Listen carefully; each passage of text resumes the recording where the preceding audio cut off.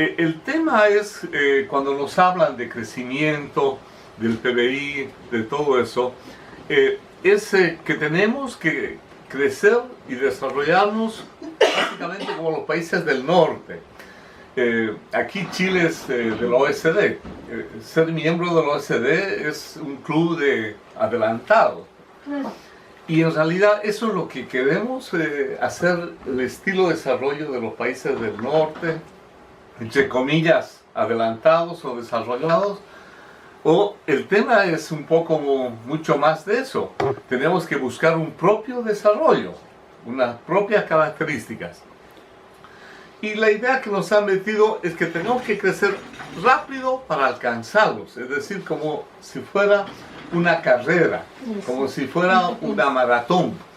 Y por lo tanto, no nos interesa lo que pasa, lo que estamos haciendo, sino que hay que crecer rápido para alcanzarlo. Eso se llama la convergencia, de que algún día nos vamos a juntar.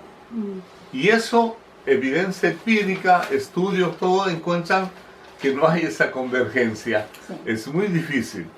Y unos, en el caso de Chile, yo me acuerdo, Foxley, inventaron lo que se llamó la trampa de los países de ingresos medios. Al principio crecemos rápido, pero después, cuando pensamos a ingresos medios, se va bajando el crecimiento. Bueno, ahora se espera que siga más, menos, siempre en función del norte. El objetivo, por lo tanto, de mi trabajo era dar una visión más amplia del crecimiento económico. Hay una narrativa tradicional, es decir, hay una corriente tradicional de economía ortodoxa, que es la que nos encasilla con estos indicadores. Y tenemos que ir más allá de eso. Y hay otra narrativa interesante que han nacido en los países del norte, que son las teorías del decrecimiento, que no hay que crecer rápido, no es necesario. La teoría de los bienes comunes para el tema ecológico, porque vamos a ver que la narrativa tradicional se olvidó de la ecología, del medio ambiente. Y hay el tema de la economía del cuidado, que ahora en Chile y en el tema ecológico, en la Constitución, yo por ejemplo, en la propuesta de la Constitución chilena, vi bastante sobre el tema de medio ambiente, la economía del cuidado, de los bienes comunes. Para mí me parece uno de los proyectos más avanzados en ese tema. Pero también se inserta en el caso de lo que se ha llamado la cosmovisión originaria, indígena, nativa, que son los casos de Ecuador, Bolivia y también de Chile. Y se ha llamado el buen vivir, el vivir bien, distintas nominaciones. Entonces, ese era el objetivo del trabajo. Ahora les voy a un poquito brevemente algo de la economía quiero explicarles, y después en una segunda parte entraríamos a la experiencia boliviana, cómo ha sido, si se puede llevar en la práctica el buen vivir. Ese es el objetivo de las películas, empezar por el final y decir que el trabajo concluye que el bienestar es algo obvio, es pluridimensional, es decir, hay distintos indicadores de bienestar económico, mental, y que hay otros indicadores sobre desarrollo humano, sostenible, crecimiento inclusive del OECD hay un indicador del vivir mejor, donde aplican varios indicadores además del PIB para ver la calidad de la vida. Y el tema es de que lo que nos han enseñado la narrativa tradicional es un determinismo tecnológico. Se está llegando a que la tecnología es la varita mágica. Todo es tecnología y con eso se resuelve el crecimiento, no hay límites al crecimiento. Eso hizo olvidar la naturaleza, hizo olvidar que hay límites de la tierra. Con la tecnología no es necesario esos problemas de límites. Y sobre todo subvalorizar el trabajo común, el trabajo de las mujeres, y en función del trabajo, en función del conocimiento. Pero esta conclusión yo la voy a modificar porque hasta ahora las tecnológicas están votando a sus propios trabajadores con alto conocimiento.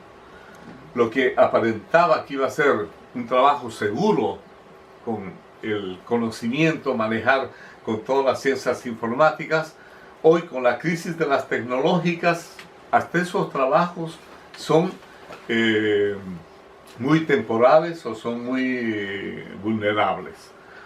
La estructura, que es de las dos partes, un poco a mí me gusta hablar mucho, y gracias al libro que me obsequió Howard, la historia económica, pero no la historia cronológica, sino cómo el pensamiento económico, para mí, en lugar de haber evolucionado, involucionó de sus raíces. En sus raíces, la economía no era tan mala como se presenta ahora. Y después vamos a entrar al otro desarrollo, en el caso del norte y del sur. Por lo tanto, la primera parte es más teórica y la segunda es concreta.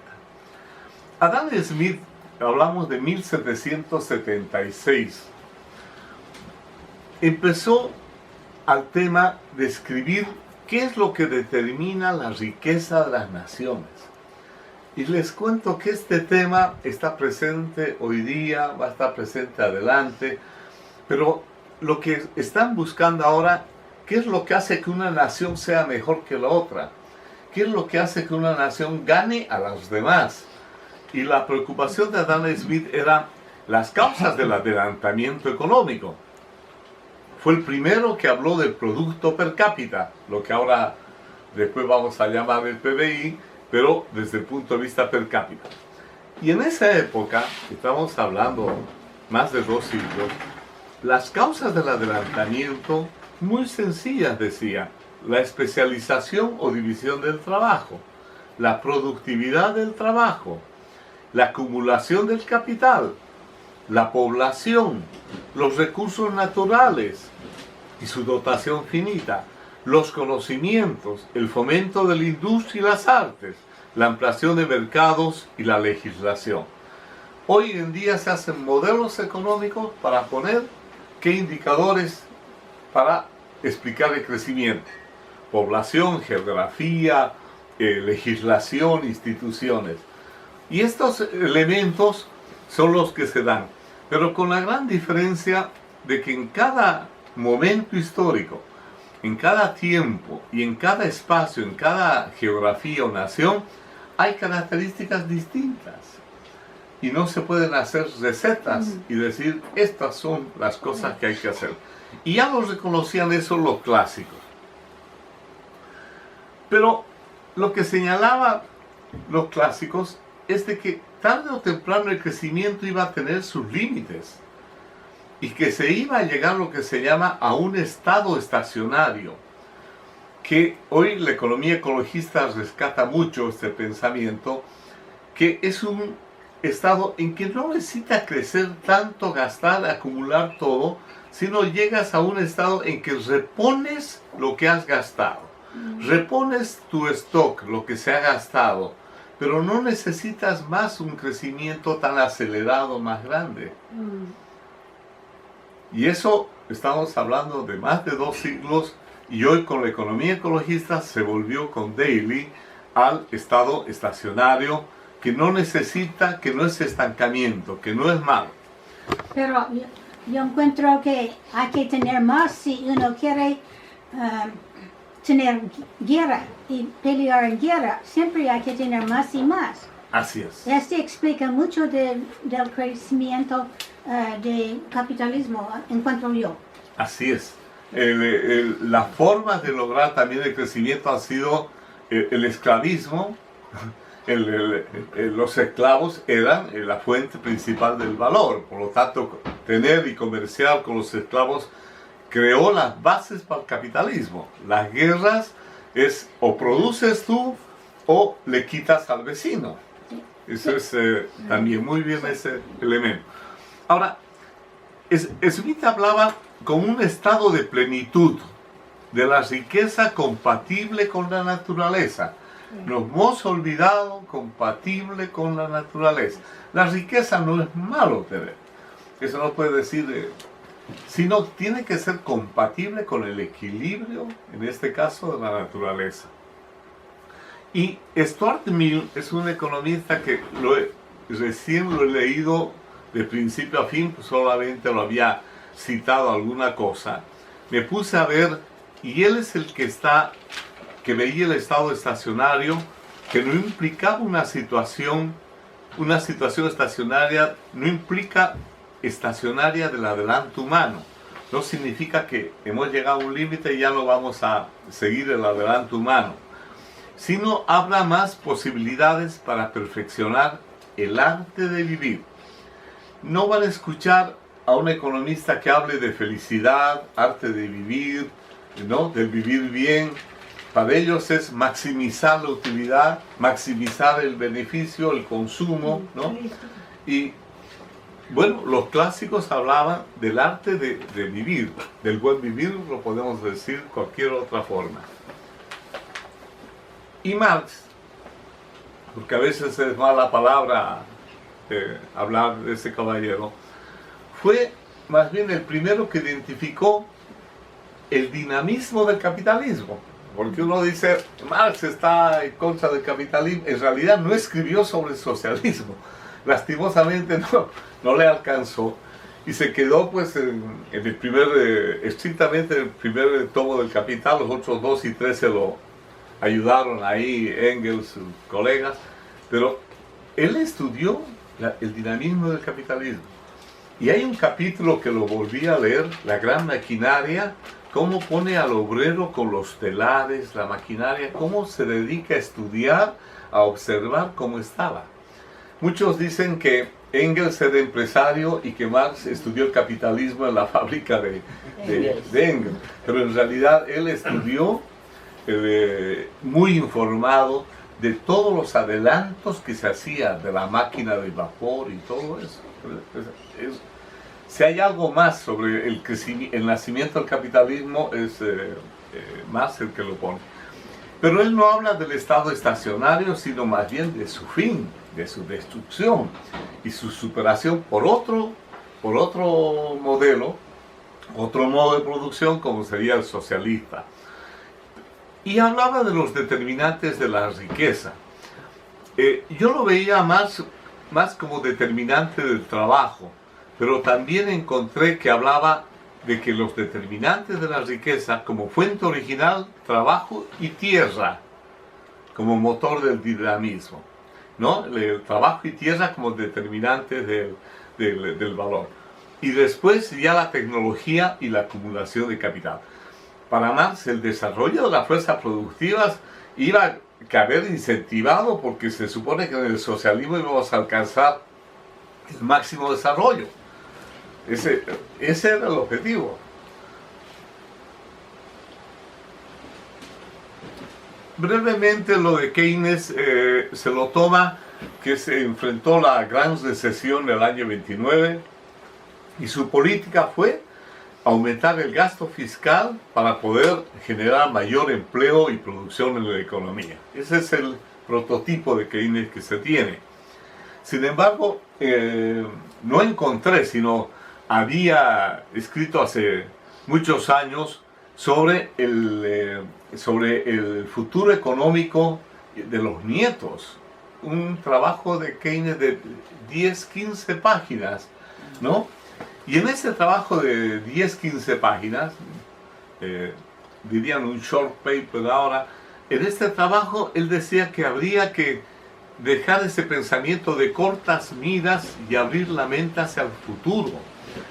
Y se preocupaba cómo iba a ser ese futuro. Él creía que con el dinamismo del capitalismo, el trabajador iba a llegar a trabajar 3 días a la semana. 3 días. Y de 5 horas, una jornada de 15 horas. ¿Por qué decía? Porque si logramos el máximo de prosperidad, se va a lograr una mejor distribución y se va a liberar al trabajo de la pesada carga. Él suponía eso.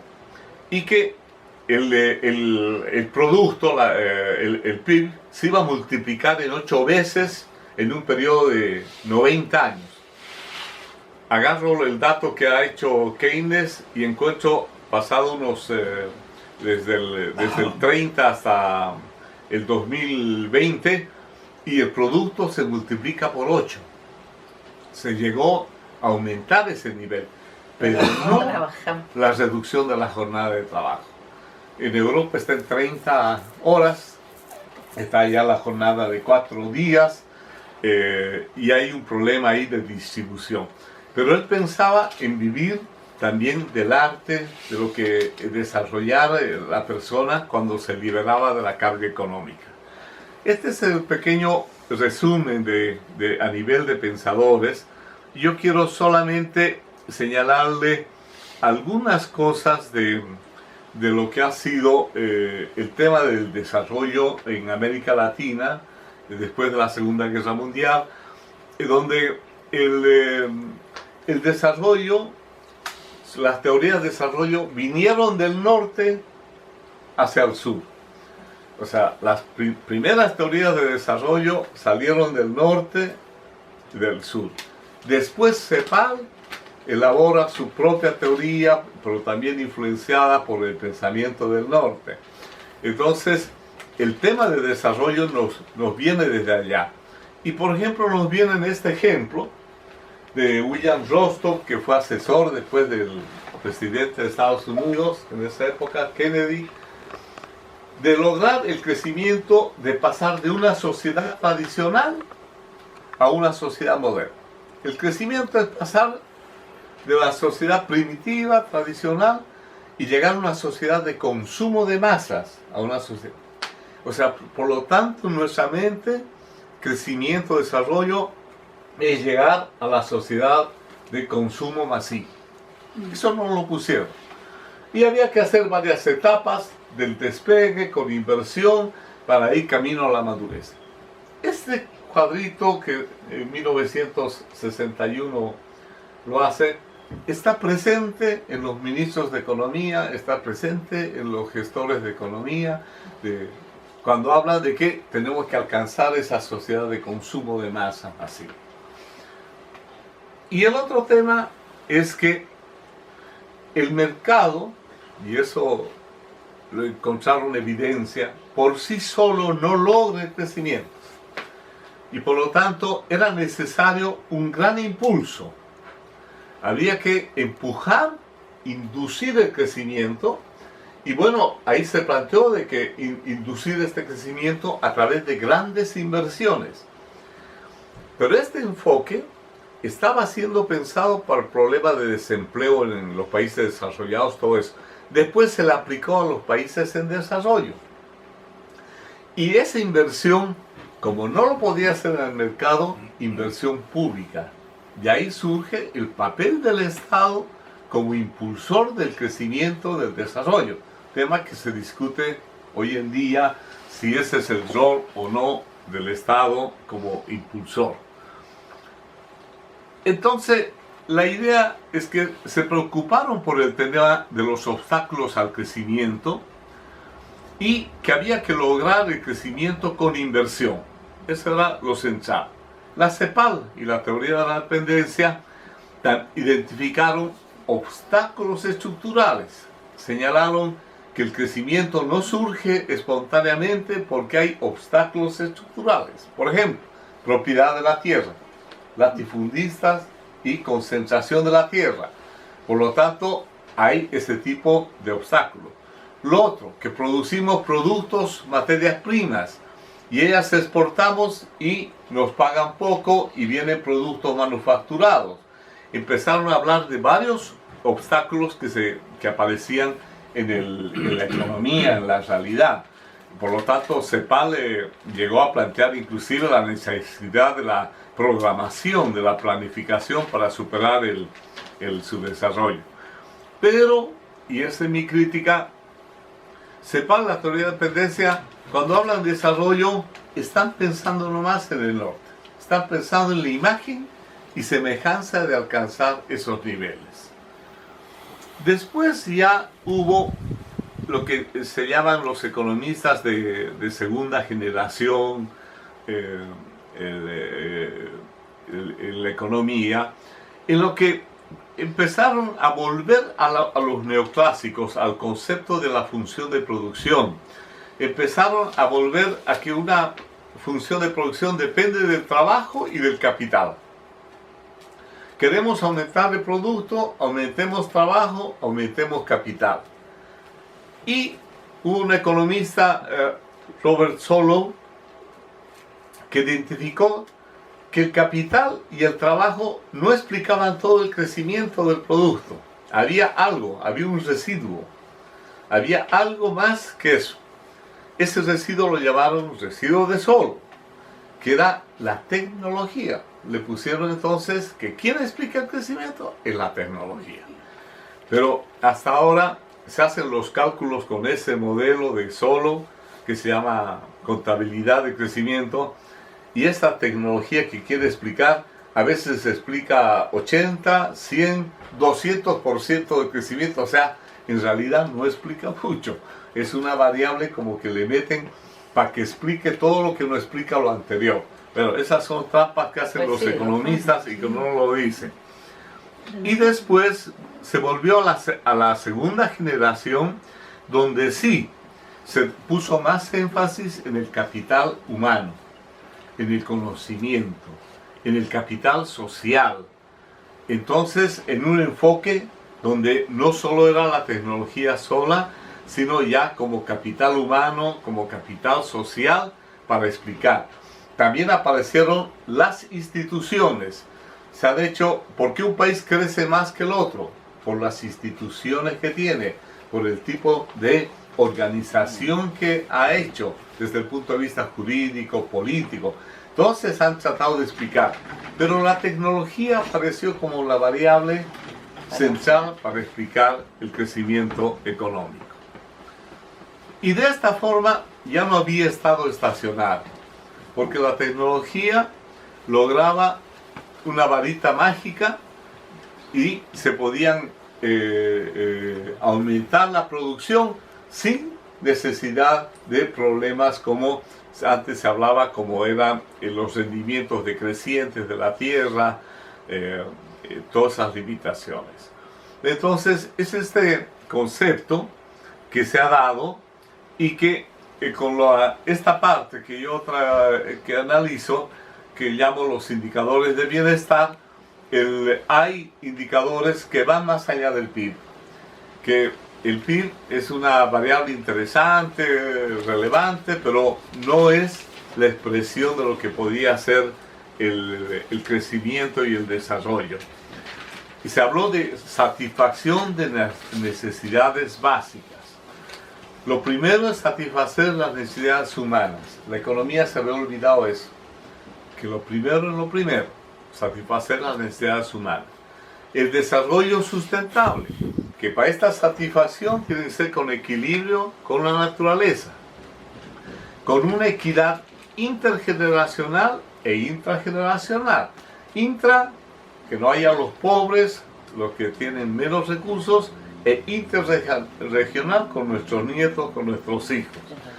Entonces va avanzando el concepto de desarrollo humano. Amartya Sen, por ejemplo, nos da una visión más sencilla de desarrollo, que está relacionado con capacidades, derechos y libertad. No es tanta la formulación ni la definición, sino es eso. Y por lo tanto el objetivo de desarrollo es ampliar el conjunto de opciones, de capacidades. No es generalmente dar a la persona que desarrolla, darle plata, darle todo, sino darle oportunidades, opciones. Y en este concepto ya viene la crítica al PIB.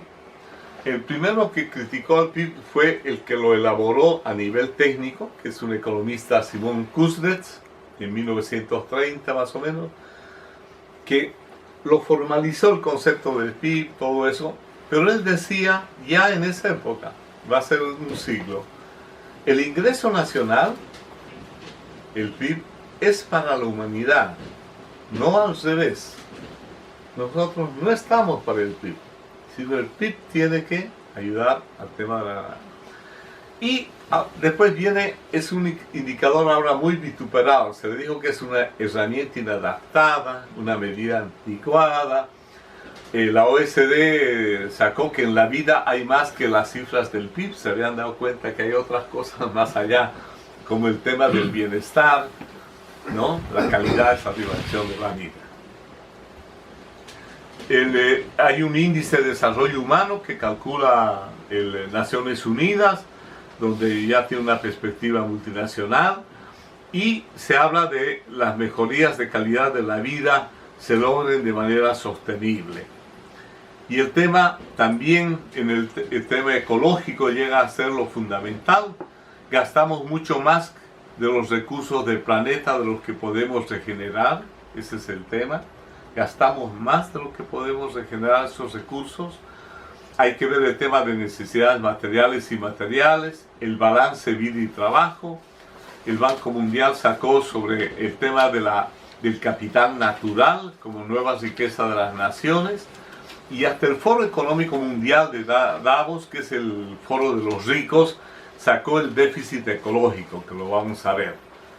En todo este tema, por lo tanto, hay un indicador que se llama Indicador de Desarrollo Sostenible, que mide la eficiencia ecológica del desarrollo humano. Y al contrario de lo que encontramos, que cualquier indicador pone a Estados Unidos en el primer lugar, en este indicador Estados Unidos no está en el primer lugar. Está Costa Rica, por ejemplo. Está Bolivia, Chile, que estaba, pero que ha tenido un deterioro uno lo puede ver ya desde el 2010, ese deterioro en cuanto a eficiencia ecológica. Hay varios indicadores, por supuesto, no los voy a cansar. El tema de riqueza total, que es capital producido, capital nacional, otros, sobre todo el natural, que es importante. Y hay calculado por el Foro Económico Mundial, que es el déficit ecológico. Siempre nos preocupamos cuánto crece el PIB, pero no cuánto de recursos echamos a perder, no los renovamos, cuánto los desperdiciamos, cuánto los gastamos. Entonces nos dice el PIB creció 3%. Y si le descontamos lo que hemos gastado, lo que hemos contaminado, resulta que tenemos un déficit. Que en lugar de a veces haber crecido, estamos más bien quitando valor a la naturaleza. Estos temas no los discutimos en la economía mucho, estamos más por mirar la parte de arriba y no la parte de eso. Y ya para terminar, hay distintos indicadores. Está como indicador de la economía el PIB, el ingreso, el consumo, pero hay condiciones de vida sociales, el tema de equidad, desigualdad, asistencia escolar, participación política, el tema de género, protección del capital natural, intensidad de energía.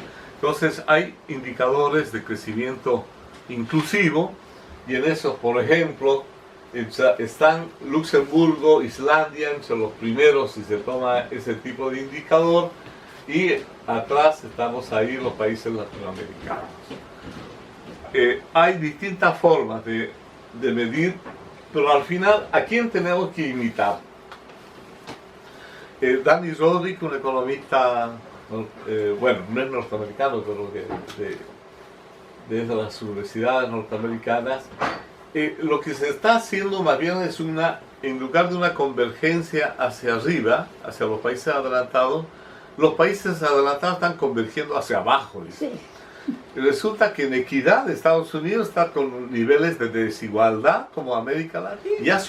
Ya no de carácter estructural, porque hay problemas con la mano de obra, con los mercados, que ya no son lo que antes se creía que eran, y ahora son como problemas latinoamericanos. Entonces vamos a tener que ir los latinoamericanos a asesorar a Estados Unidos un poco para identificar sus problemas estructurales. Este era el mensaje que quería compartir con ustedes en este lugar ecológico maravilloso. Gracias.